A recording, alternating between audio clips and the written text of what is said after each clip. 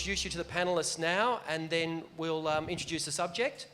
We'll have a bit of a discussion, and then of course we're going to open it to you guys, because this is really about you having a chance to ask the team, the panel here, their perspectives on how you guys can really maximise your opportunity to finish your degrees, enter the workforce, position yourselves for the jobs you want, and what employers, such as those up here on the stage, will be looking for.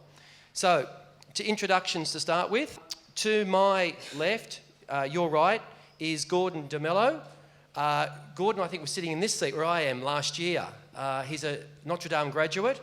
He's the commercial executive nowadays for O Media, which is outdoor media, Australia's largest outdoor media company. And he's also CEO and founder of a new brand, a youth-driven lifestyle blog called 5Y. So could you welcome Gordon? To Gordon's left is Kate. Kate Smither is Group Strategy Director with an agency that I've done some work with in the past and highly regard, called M&C Saatchi, global agency. So could you welcome Kate to the group this afternoon?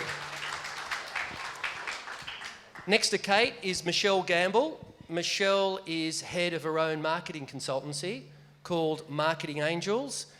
So could you welcome Michelle?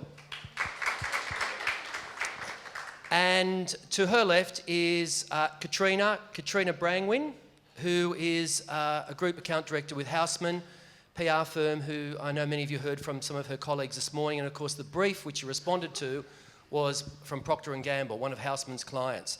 So I guess if I summed it up, we really have our outdoor media, blogging, and a former Notre Dame graduate.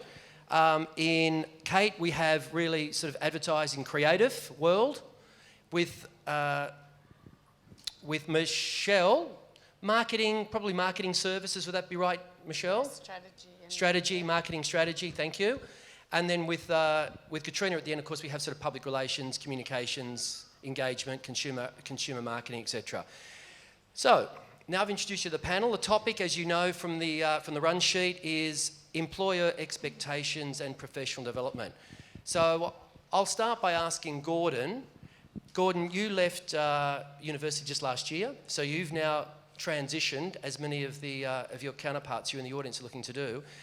Could you give the group here this afternoon an idea of what would be the one or two things that, from your experience, the employer was looking for from you as you left this world, the classroom, to go into the workroom? Yeah, absolutely. Well, firstly, thanks for having me here today for MAPexpo 2014.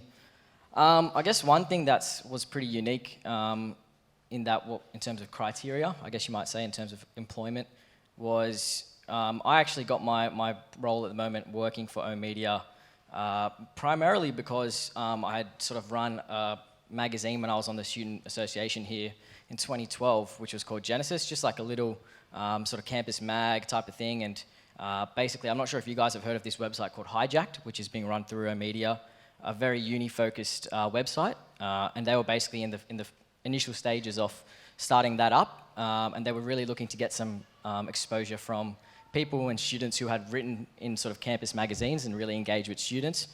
That was my initial in, was sort of that involvement with on-campus activity and stuff like that.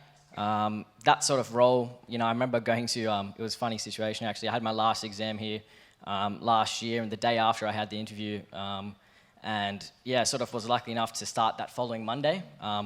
Got lucky a bit, and yeah, sort of that progressed on for a bit, and after about my contract finished up there, which was about 6 months, obviously gained a bit of experience, and now I've sort of transitioned into more of a sales role, selling the billboards and stuff like that we have around pretty much the country.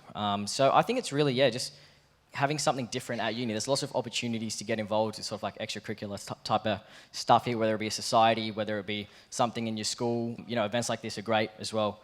Like you said, I sort of emceed it last year, and I really wanted to, try and talk to all the people that were here, the great speakers that come along, and really try and establish that. So I would, if I had any, advice, it would be to just try and get involved with as much stuff on campus as possible. Thanks, Gordon. Can I just ask you, there's a lot of the students here, I think many of them are in third year, so they'll effectively be finishing in the next sort of maybe 4 weeks or so. Some of them may be involved in activities, some may not. I think your idea or your advice around even looking for, as I think I said earlier this morning, any work experience opportunities. You may not have the chance to go straight into a full-paying job. Explore every opportunity you can. But let me ask Gordon, why did you move towards outdoor media? I don't know how many in the audience here, ever look at the billboards around cities such as Sydney, and you have the signature OOH, which is who Gordon now works for. Just share with the team here quickly why you went down that direction. And in your interview, was there anything in particular you did to position yourself, prepare yourself? Any advice you can give them in terms of how they might prep themselves for that first interview, if you like? Yeah, absolutely. Well, obviously I had 5Y sort of established in the very early stages at that point. And I think Which is a blog, correct? Which is it's like an online youth blog, 5y.com.au, check it out. It's basically sort of like a little project that I started, and I was able to take across some articles that I had sort of got done up there. We had a bit of branded content and stuff like that. And of course I took a copy of the magazine along with me as a bit of a, here you go, have a look at that, you can keep that. And yeah, really just trying to bring them material stuff, like a portfolio that you can actually show them and be like, look, I haven't been sort of just going to the pub every day, even though I don't think that's a bad thing. You can go and have fun at uni, and it's important to have fun, but at the same time, I think it's really cool to have that portfolio of stuff that you've done. I mean, when I was here, I started up a society called, I don't know if you've heard of it, How I Met Your Mother Society. I don't even know if it's still running, but we basically did a whole bunch of events for that. And I took across flyers that I had done in terms of advertising and promo. I took across, we did event reviews and stuff like that. And I said, this is what I've done. And, hopefully that comes across as something as a bit different, because as cliche as it does sound, a lot of employees, especially these days with more people graduating than ever, are sort of looking for, I guess, means in terms of stuff that you've done, especially at uni. Considering it's the outdoor advertising world, they really wanted to find out how, if I was going to be a seller in the market, how I could engage with those clients who are represented by media agencies and stuff like that, and how you can really penetrate that market. Yeah. Thanks, Gordon. I'll move to Kate. Kate, one of the terms you often hear, of course, in our industry is brand, corporate brand. I'm sure many of us on this panel this afternoon would know that there's a real value in personal brand. Just in terms of an agency like MNC Saatchi, what do you or your counterparts look for in terms of someone walking through the door, perhaps coming for an interview, or even applying just in that first letter via email? Is there any tips you could give or any thoughts you would have as an employer? What you're looking for, particularly from someone's personal brand, because you can't tell a lot about a person just by an email or that very first introduction, can you? No, you can't, and it's an interesting one. I think probably the best way to sum it up is I tend to look for people who are interested in the world and interesting. That tends to be the best way to describe it. Because I work in planning and in brand planning, I tend to try and find slightly left of centre people. You don't want them to be too predictable in their thinking. You want them to be very interested in the world around them and have that kind of almost forensic brain and kind of how they piece things together. So I guess having an interest and not being afraid to show it is actually one thing that I would certainly look for. I think as marketing courses like this and disciplines of the degree have risen, we can very quickly sort of iron out the kinks in our personality. I think advertising for me certainly is one of those industries where you can actually thrive having a slightly different point of view. So I look for a bit of that opinion and a bit of that interest in the world. Thanks, Kate. Does MNC Saatchi, obviously you've probably got an HR director or HR manager, I presume, would that be right? Yep. And no, that's not your role necessarily, but what would that HR function be looking for, do you think? You talk about left of field.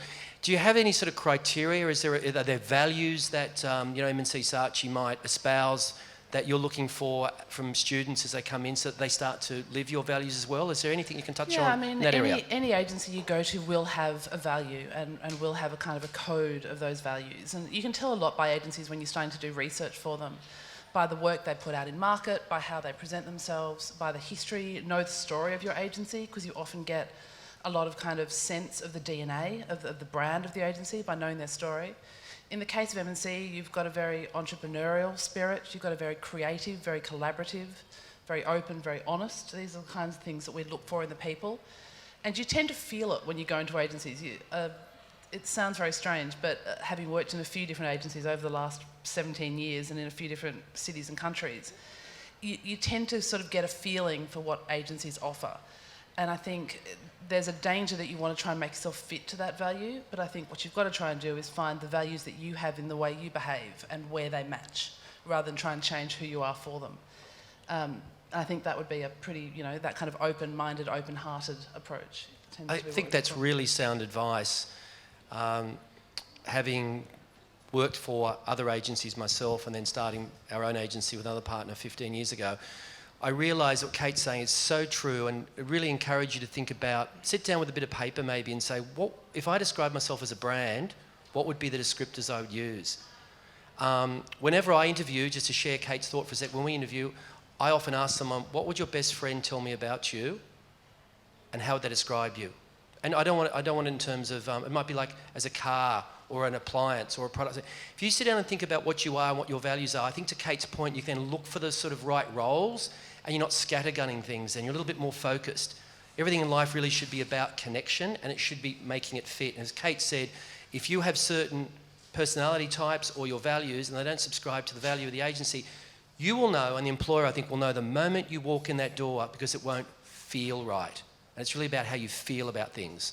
I'm sure Kate would probably agree. Yeah, absolutely. And I think it's interesting, the questions you ask people running graduate programs and stuff that I've done, I tend to always ask people, if it wasn't advertising, what would it be? Because I think often you tend to, I'd interview people over 2 days, so you do back-to-back interviews for 2 days.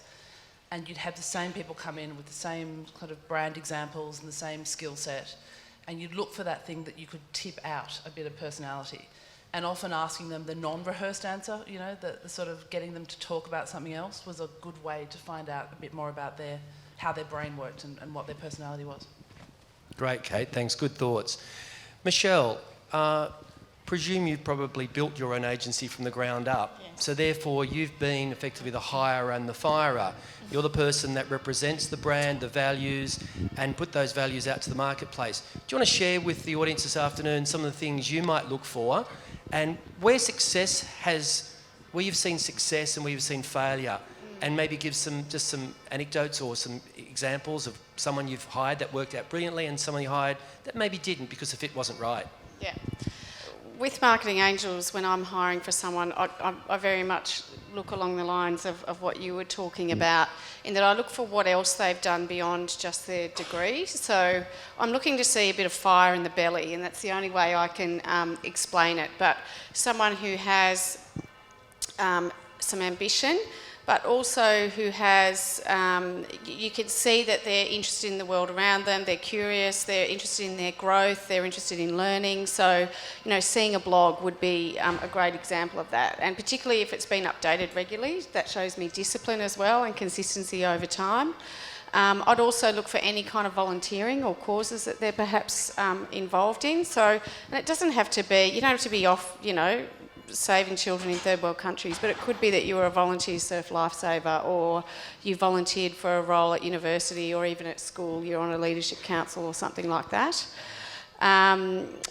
So they're the kind of key things that I would be looking for. One of the principles in our business, and one of the things that are part of our values, is sort of the core of our business is knowledge. So, that's why people hire us. And so I want to see someone who's got a lifelong love of learning and can demonstrate that in different ways. So I will ask often people in interviews, what was the last thing you learnt? And it could be that they learnt to knit off YouTube. Like, it does not have to be, something that's work-related, but I want to see that there's that hunger to grow as an individual and to constantly learn, because in our business where what was happening in marketing 5 minutes ago isn't what's happening in marketing now, and we have to be really ahead of our game. And people who are interested in learning bring things into the business, from that point of view. The other thing I will often ask them is the last time they had to go and find out about something they had no clue about, how to do something. Like, if in my career has grown primarily from saying yes to everything and then working out how I can go and do it. So, that is something that I like to see, someone who's not afraid to take a risk, to say yes to something they perhaps don't know, anything about, but they will then go and find the answers. And I think, in today's world, it's not difficult necessarily to do that. It's a willingness to do it that's important for me. So, yeah, was that the whole question I answered? I wasn't sure. I think you've done well. That's good, Michelle. I might just make a comment too, and I wonder if this maybe is a nice way for you to introduce you then, Katrina. I think for a lot of you in the audience there, and I'm sure some of my colleagues here would speak for this as well, when you send out a CV or prepare your CV or your background, none of us are really looking for anything high level. You know, I must confess, and I wonder if my colleagues on the panel might attest this as well, we sometimes get students writing to us saying, you know, I'm a strategist. And, you know, I think most of us here would say we still don't even know what strategy means. What I would encourage you to think about is don't be anything you're not, and don't try to be anything that you don't have the skills in. In our business, I always say I look for attitude over aptitude, and, you know, you've got the degree. If you're already coming to us, that's how we already ticked that box. So look, as I think Kate touched on, and as Michelle is now touching on as well, look for those things in your personality or in your life that are different or unusual, that you put your time into, your passion. And it might be as simple as a hobby, but you're very good at it, and it brings some characteristics out in your personality. I think many of us are looking for that at this stage. So don't think you need to be a strategist or a digital consultant. You have some understanding of those things, but nothing more than that. To Katrina. Katrina works for Hausmann, who many of you heard from this morning, and they presented a case study through their client Procter & Gamble, one of Australia's largest and probably most successful consumer brand agencies. Katrina, can you share with the group, as a group account director, so a very senior member of the team, what you look for, and what sort of maybe those characteristics beyond the skill set when students first come through a place like Hausmann? Yeah, sure. Well, I would first of all echo, I guess, the sentiments that have already been shared about the sort of personal attributes that we're looking for, and a curious and dynamic mind is certainly says a lot about, you know, the sort of person that we're looking to hire in their agency. But when someone comes to Hausmann looking for an opportunity, a graduate opportunity, one of the first things I'm looking for is that they've demonstrated that they've sought out internship opportunities throughout their degree. In our business, having had that practical work experience is enormously valuable. So if you have the opportunity to go and find 2, 3, 4 workplace opportunities in agencies or environments which we would regard as reputable, then that jumps out at me immediately when I'm looking at a CV. Not just because, of course, of the excellent professional experience you're going to have had there and just a taste of a workplace environment, because it says something about your motivation. The fact that you're hungry to get into the industry, you're hungry to learn, there's some ambition there, that you're curious and seeking out different kinds of experiences. So it's not necessarily about thinking you're going to have picked up any sort of particular technical skills through those experiences, but it says a lot to me about who you are as a person and your motivations. Okay, that's great. Thanks, Katrina. We'll just go through and just ask our panellists to answer one other question maybe before we throw to the floor. Could I ask each of you maybe to consider, I know it's sort of a bit on the spot and question without notice, but if there's one, and for Gordon this might be a bit more challenging because you've only been in the workforce for the best part of a year, but what's one standout thing you remember that someone has either done for you, with you, someone who applied for a job, someone you interviewed? What was it that you might recall and remember and say, I hired that person, or I recommended that person for that particular reason? Maybe just to give each of you guys one tip perhaps. So if you can't necessarily think of one, maybe just what would be, if you were sitting in the audience, the one strongest tip you would give a graduate who is potentially putting together their CV and their application maybe in the next few weeks? Gordon, do you mind to start with absolutely. you? Thank you. I think, you know, from my perspective, obviously having just graduated at the end of last year, I think one thing is don't give up hope that you'll get that job straight away. You know, like I said, I got a bit lucky when I got my job, and it was a lucky break, honestly.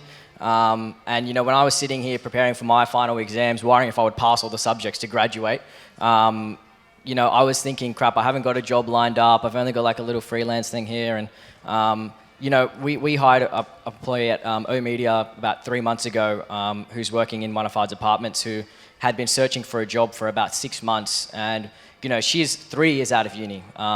And, when I was talking to her a couple of days, like about 2 weeks ago or so, when I mentioned that I was coming here, actually, she was telling me, like, I always thought that, I never knew if that job was going to come and stuff like that. And, I would say just have that sort of hope that, it will come eventually, The jobs are out there. There's a lot of stuff in the media these days with the uni cuts and all this stuff that, jobs are going to fall through the cracks and stuff. And, but I believe personally that, if you work hard enough and you have the ambition, like a couple of the guys said, to really chase after it, the jobs are out there for you to grab.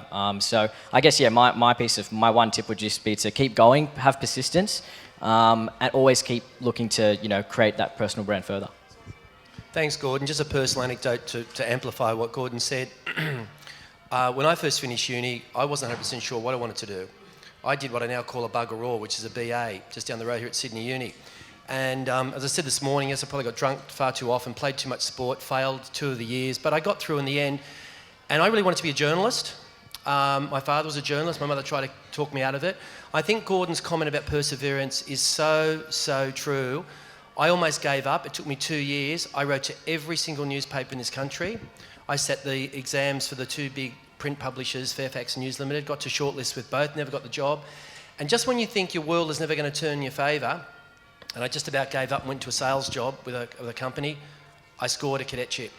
And for me, I guess it tells me, and then I entered the PR game in my late 20s, it proves to me that if you do believe, as Gordon said, never give up. Never, ever, ever give up. If you really believe in something and you go for it, you'll do it. The only thing stopping you is you, to be honest. So there are jobs out there. It's just making sure that you differentiate yourself from the other 10, 15, 20, 100 that might be going for it. And you've got to find that little point of differentiation. Kate, do you have maybe an anecdote or a thought, anything that you'd suggest to these guys as they leave uni in the next few weeks? Yeah, I think my path into advertising was slightly different because I didn't study marketing, I didn't study business. I studied law and English and fine arts, so I came from a completely different background into it. And I think got very lucky. So I think the one thing I would say is make sure you sort of stay human and stay really humble as you go through your career. And take risks. I have met brilliant people who have been brilliant to me, and I have taken a shot and followed them when they've said, would you come to Melbourne and head up this account or head up planning? I've gone, sure, I'll give that a chance. And I haven't, ironically, and I say this, I probably sound bad saying this, but I'll say it anyway, even though my job is to be a planner for huge brands, and my most recent job in London was planning for Dove on a global scale, I'm very bad at planning for myself. And I don't necessarily think that's a bad thing, if I spin it to a positive. Because I think it's a weird and wonderful world, marketing, advertising, PR, and everything around, sort of surrounding it. So go with the opportunities, meet the people and follow where they think you're going to go.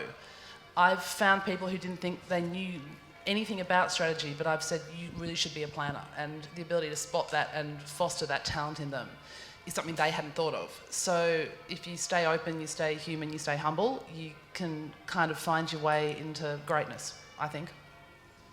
Great thinking. And what a great example there of someone who came from a completely different industry and ended up probably finding her passion, I guess, coming from law. And again, I would say never give up. As I said, I didn't enter the industry I'm now passionate about until I was 29 years of age. And I entered and was working with kids, your age, I was 21, 22, 23, and I thought, wow, is this what I should be doing? But I loved it, and within a couple of years, I was succeeding. So you're never too old to change, and the one constant, now more than ever, and I'm sure everyone on this panel would agree, is change. You have to embrace change. It'll change tomorrow, it'll change next week, it'll change next year. It'll never stop changing, and the internet is really like the industrial revolution of our era. It's just changing everything in front of our eyes. Okay. Perhaps, Michelle, would you have one really essential tip you'd give the group here this afternoon, please? Yeah, well, I think you asked me before about an example of someone I hired who really impressed me, and this is a person who's still with me today and has become a critical person in our business. And I actually hired him as a business development manager originally, but when he turned up for the interview, he bought morning tea with him. So he actually brought some pastries along with him to the interview, and he was very grateful for the opportunity, and he sort of, a physical manifestation of that was to bring something to offer me. And I think that sense of gratitude is really important. I mean, you don't owe an employee your life, but that humbleness and feeling grateful for having an opportunity and for me giving my time, really stuck with me, and I could see that he would work beautifully with clients as a result. So I think, that having a sense of gratitude is really important, and just, we live in a lucky country here where we're surrounded by opportunity, and never to forget that even when you have bad days. The other, and on the flip side, the last person who I did have to make redundant in my business, it was probably a lack of that humility that was the problem. Someone sort of thinking that they were far beyond where they were ready to be and finding it difficult to see that. And you definitely don't feel like you have to grovel towards people, but we are all very lucky here, and I think keeping that humility and gratitude is important. Great comments, Michelle. The guy that bought the morning tea, did he get the job and did he stay with you for long? Totally, he's still with me and I adore him. Yeah. Isn't that great? And that's another really, really good lesson. It's really hard. It's easy to forget, but it's not hard to remember. You really are all about customer service. Every one of you in this room, it's not about strategy, it's not about knowledge of channels, it's about customer service, and it's trying to apply your own sense of customer service. I'd have to say, when I look at CVs for students, for either internships or graduates, if I see a really strong sense of customer service, I've worked in retail environments, maybe as simple as McDonald's or, Supre or something like that, or some other customers, can I tell you, I really rate that. It sounds a little corny, but it tells me that they understand how to engage a customer. Because if you can't engage another human being, whether it's the employer or the client, we're not going to put you on. Because at the end of the day, you're going to represent our brand. So just think about it from a customer service point of view. And the other thing is, you're selling yourself. You have to sell yourself. You are in the business of selling. No matter what we do on this panel here, we are selling solutions, ideas, creative options for clients all the time. You've got to sell yourselves as well. Not over the top. We're not talking about jumping around, like an American TEDx star or something like that, or TED star. It's a case of think about how you position yourselves. Katrina, could you provide maybe one other sort of really strong thought as to what these graduates here this afternoon could do as they leave and try and enter the workforce? Well, I guess first of all, just in terms of something to think about before you, if you have an interview opportunity, and something that always stands out for me is someone who's really done their research. You'd be amazed how many people I've interviewed over the years who turn up and know absolutely nothing about our organisation, have no clue as to the sort of work we do, the sort of clients we represent, or even have much of an interest or appear not to have any interest in the industry that they're entering. So I would encourage all of you to make sure and it's very simple to do, it's all live on the web, to do a little bit of research before you walk into that room, because someone who's come in prepared and who has a point of view and can articulate a point of view perhaps about us as an agency or the work that we've done or some interesting campaigns they've seen or something they've read about changes in the industry, that is something that's really always stands out for me, and it's a really, really simple thing to do. And in our industry, I think a lot of people forget the word consult and consultancy. And you will be throughout your career expected to have a point of view. So learning how to be curious, inform yourself, seek out knowledge and express a point of view is something that is really, really important. The other thing I would also add is just don't forget that once you get that first job, your professional development and learning doesn't stop. University's not the end of that process. In fact, it's really just beginning. And what I'm looking for in people who come into the organisation and into our more junior staff is just that hunger for development. And it's balanced with being patient to your point. No, you can't all be the managing director or the strategist in your first year. But people who can balance that, having a curious mind, seeking out new opportunities, broadening their knowledge, really taking the initiative to talk to different people in the industry, perhaps different people who have different roles, and to take responsibility for their own learning and development, they're always people that I really notice, because they're always the ones that put their hand out first for every opportunity, and just that shows an enormous degree of enthusiasm. But I would just say balance that with some patience, because career development is not all about ticking boxes on a KPI list or ticking boxes down a job description and saying, well, I've done that and I've done that, so I must be ready for promotion. You're in it for the long haul. You want to build a strong career, and the best careers are built out of garnering great experiences, and experiences take time. Thanks, Katrina. Okay, let's open it to the floor. I know there's a roving mic going around, as was this morning. If you want to ask a question, maybe just stand, give us your first name perhaps, and if you want to direct your question to anyone in particular or just to the panel in general, and I'll field it to one of our team. So let's open it up to the floor. Some questions, guys. For people who are interested in actually inquiring with a company about an internship, what's the best approach? What tips would you provide for someone? Would they call and then ask if you're interested in them coming and approaching you and meeting you in person? Or email? What would the best way be? Do you want to take that, Katrina? Yeah, sure. I'm happy to. Start with. I mean, look, to be honest, either email or phone is fine. And, we get lots of inquiries about internship opportunities. But if you're going to email, please make sure there are no typos in the email. Seriously. I mean, you would, again, so many people just ruin that first opportunity because the poor sentence structure, poor grammar, typos. So either phone or email, but just give us, I guess, a sense of what it is that you're looking for, when you're available. We really we tend to prioritise people for whom internships are a core part of their course requirement. But yeah, I mean, either way, just make sure it's professional. Michelle, do you want to add to that as well? Do you have any thoughts? I've taken on loads of interns over the years, a lot of international ones, but there are internship companies as well. There's one called Dream Internships, who, I don't know if you've heard of them, but you can register with them and they will place interns, because it is, from an employer's point of view, an internship is very much a two-way street. So, we don't take on interns just because we want them to do the hack work. We actually want someone who's going to contribute to the organisation, and we pay our interns as well to, help them grow, and that you invest a lot in an intern. So we want someone who's good and who potentially may become an employee down the track. So, those intern companies will filter out some of the interns, but I would, Google those. I do know about Dream Internships. There's other ones out there as well.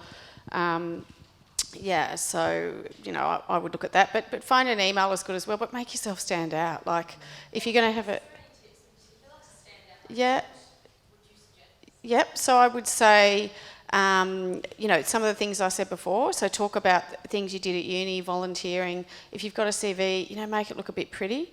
I'm not talking glitter and butterflies, but, make it look professional. There's cool tools out there like Canva and design tools out there now that you can create a nice designed one. Keep it punchy as well, not too many essays. If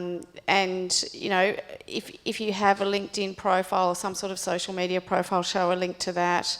If you've got a blog, if you've done anything else, work experience wise, let me check you out online, because I'm going to do that anyway, right? So make sure your house is tidy and in order in terms of, the online stuff, Facebook photos, all that stuff.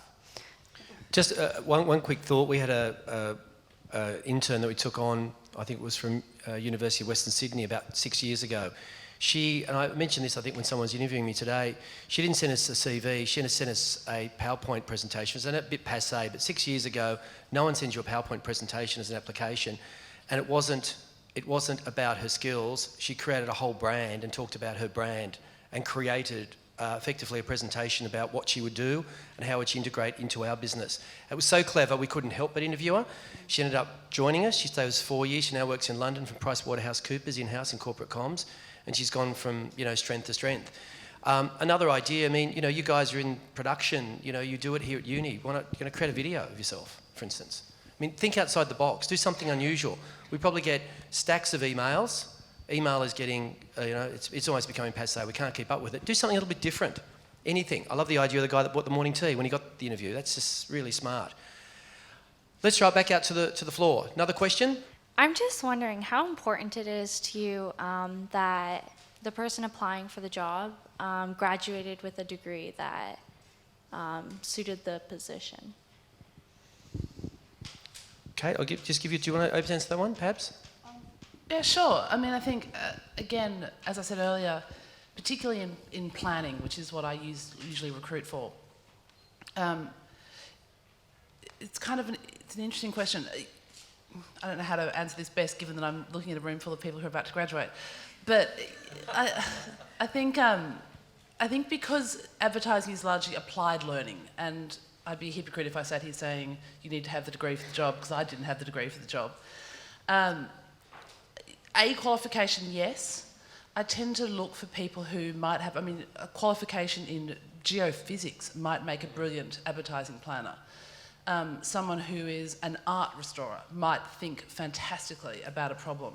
So what I tend to look for is, have they got that analytical skill, and have they got a point of view on something, and have they got a passion for something? So that tends to be more what I look for. I would never dismiss someone who didn't have exactly the right degree for exactly the job, because I don't actually know that advertising works like that. I think we're all consumers and we all engage in it every day, and none of us are particularly qualified in how it's going to change by the time we all leave this room. So I don't know whether that's answered the question, but I wouldn't dismiss someone. I tend to go, is there something interesting in the way that they think about problems and the way that they have studied and applied themselves to those studies? And then that tends to be, have they left an impression, and do I want to meet them? Do I want to talk to them is part of it with advertising. Katrina. So I just like to say, I've got 3 general managers in my business, and one of them did a degree in zoology. Goodness knows how he ended up in our business. So there are lots of different, paths into our industry. And yes, certainly, if someone has got a communications degree, or then that is, says something about the fact that they are obviously already engaged in the industry and motivated to pursue a career in that industry, but I don't think it's the only path in. I think if I was looking at someone who'd had a different kind of degree, I would just be looking to see evidence of that they'd sort out some work opportunities in the industry, or evidence of some core skills that I might be looking for. It might be have written their own blog, or have some design skills, or they have some particular social media skills. Because of course, today the industry is changing so much. Gone are the days that sort of the classic PR remit or PR scope or job scope is all about sort of writing and media, and it's still a core part of what we do, but increasingly we're looking at people who have design skills, content production, social media skills, digital skills. So I think the opportunities to get into the industry with different kinds of skill set and university qualifications is greater than ever. Michelle, do you have anything you want to add to that? Look, I'd have to agree with that. It's hard when you're coming straight out of university because you've got no experience, so you've only got your degree to fall back on. But that being said, I think just getting your foot in the door is a huge win, and then you end up doing what you are anyway. So ultimately, at the end of the day, you may have just studied marketing communications. You might have gotten to the end of the degree and not 100% sure whether the field you wanted to go into is the one you wanted to go into. But in any organisation, particularly larger corporates like you guys are, and it's a bit different in my industry, once you get your foot in the door, then you've already a massive way in. And if you've got the right attitude, and again we come back to attitude, a company will hang on to you and help you find your fit, regardless of what it might be. I mean, many careers being built from the reception desk, in companies. So it's that willingness to say yes, willing to have a go at things, willingness to take risks, and the attitude. So if if you've done your degree and you're not sure it's where you want to go, don't be afraid to get that foot in the door, because, once you get that opportunity, you can then seize it. Gordon. Yeah, I think that's a cool, very interesting point as well, and I definitely agree with you in terms of you might not often get that first startup job doing what you want to do straight away. A couple of the guys at O Media who, are around sort of like 23, 24 years old, their first gig was like a reception gig or as a, very minimal campaign exec or something really small, but now one of them's a business manager, one of them works in the field, and, sometimes you have to get that first foot in the door to really sell yourself more, because once you get your foot into the door, you can really showcase what you're all about. So you may get that reception gig, but you can then have a conversation with someone who's in a higher role than you, and really try and sell yourself a bit more. We had, for 5Y, which is the blog that we run, one of our editors for that, she's in the journalism world of things, and she edited with us for about a year, and she had a journalism degree and stuff like that, and also did a bit of PR. But effectively, she's now working at Pacific Magazines, and I was able to give like a reference for her in terms of something really original that she did, and now she's killing it. She's absolutely smashing it over there. So I think, to touch on your point, yeah, sometimes you just got to get that foot in the door to really showcase yourself a bit more. Good point, Gordon. And just to the question that was directed to the panel. One of the things I think that knowing this course, although I don't know it intimately, but I've come and lectured here a few times, I think an advantage that you all have here at Notre Dame is this is in the School of Business. So one of the things that all of us are looking for is an understanding of business. We touched on it this morning. You don't need to be an economist. You don't need to know everything upside down. But knowing about comms, advertising, marketing, PR, any of those in the comms field is one thing, and you're only learning it theory really at this stage. But if you can package it and position yourselves coming out of Notre Dame a little differently, I'd encourage you to use the business school positioning, because all of us would like you to have some basic either knowledge of or curiosity about business, because every client we look after has their own business and they're working in a sector. If you know a little bit about that, you'll be ahead of many of your counterparts that are coming out of other universities around Sydney and around Australia and internationally. We get so many applications from overseas too. So it's a competitive market out there. So we've already talked about internships and that sort of thing, but are there any other things that we can do to build certain skills that might help us once we actually do get that job? Good question. Would anyone like to take that up front? Michelle, thank you. Yeah, do the jobs nobody else wants to do. That again, it's not skills, it's attitude. You hire for attitude, you train for skill. And, I think if you say yes to things and go the extra mile, do things better than expected, you will get opportunity, and it's, it's hard because you've already been through all these years of studying and you're probably a bit over it, and that idea of kind of, you want to go off and have some fun now, but when you do get in the door, if people who are willing to sweep the floor because it needs sweeping, not because anyone's asked them to, or just willing to go that extra mile, I would say that is a huge advantage. It shows that you're really part of the team and that you're looking at the bigger picture and those sorts of things as an employer. You can't train that stuff. Yeah, so the skills will come. Don't worry about that. But to get the opportunity to develop your own skills, deliver more than what's expected of you in terms, and it can be the simple things, in terms of, doing jobs that other people don't want to do, not complaining about stuff if it's a bit boring, that kind of stuff. Good answer, Michelle. Gordon, you've got a comment to add? I think from my experience, not that I've been in the game for too long, but starting off in like a junior position myself, sometimes just don't be scared to ask the question. I don't know how many times, my bosses have gone off to meetings with major clients and, I was like, hey, can I come along, or can I just sit there and watch or something? And, like the other day I was in a meeting with a client and I literally was just more as there to observe. And that was all because I was just hounding my boss. She's like, all right, come with me this time. And we went there and I sat there and just, sitting there with experienced media personnel and just listening to them talk is inspiring in itself. So, just keep at them. Keep at your bosses, keep at your counterparts, your colleagues, and you know, if you hear about something in the back of your year that's happening, whether it be a meeting or, you know, there's so many different types of, you know, extracurricular stuff that happens around media events, stuff at events at agencies and stuff like that. Just, you know, get at them. Ask the question sometimes, you know, if you can go along or if you can contribute, you can help out in some way.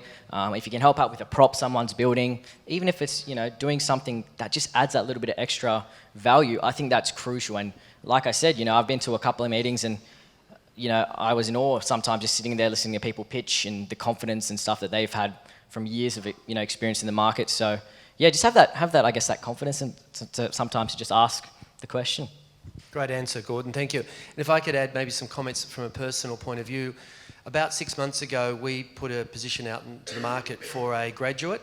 It was around about March this year, and we had about 25 pretty good applications, to be honest. It shows you how competitive the marketplace is. We shortlisted it to 5, and I was pretty certain we knew who we were going to hire. And at the 11th hour, this particular candidate sent us some details out of Adelaide, and she'd seen it on the web and on our website, and she said, "Am I too late?" And I said, and I was only doing I wasn't doing the key interviews, I was just doing the second interviews. And my colleague said to me, "Chris, he probably is a bit late." My colleague went back to her and said, "So-and-so, look, we've just about closed." She said, I'll fly to see you." And I thought, my God, you know, this is just a graduate position. This girl would fly up from Adelaide to see us.